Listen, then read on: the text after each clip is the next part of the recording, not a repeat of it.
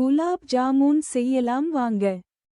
MTR gulab jamun பவுடரை பாலை ஊற்றி நன்றாக கையால் பிணைந்து கொள்ள வேண்டும். சர்க்கரை 1 கிலோ மற்றும் ஏலக்காய் தண்ணீருடன் சேர்த்து நன்றாக கொதிக்க வைக்க வேண்டும். நெய் கையில் தடவிக்கொண்டு குலாப் ஜாமுன் பவுடரை உருட்டி வைக்க வேண்டும். நல்லா உருண்டை வடிவில் வெடிப்பு இல்லாமல் இருக்க வேண்டும். பின் எண்ணெய் 1 லிட்டர் ஊற்றி உருட்டி வைத்த குலாப் ஜாமுனை மிதமான சூட்டில் வைத்து எடுக்க வேண்டும். அதன் பின் கொதிக்க வைத்து இருந்த ஏலக்காய் சர்க்கரை சேர்ந்த நீரில் குலாப் ஜாமுனை சில மணி நேரம் ஊற வைக்க வேண்டும். சில மணி நேரம் கழித்து எடுத்தால் எம்டிஆர் குலாப் ஜாமுன் ரெடி. ருசியான உணவு சுவைக்கும் முகம். தேங்க்ஸ் ஃபார் வாட்சிங் திஸ் வீடியோ. ES சேனலுக்கு சப்ஸ்கிரைப் பண்ணுங்க. தேங்க்ஸ் பாப்பா.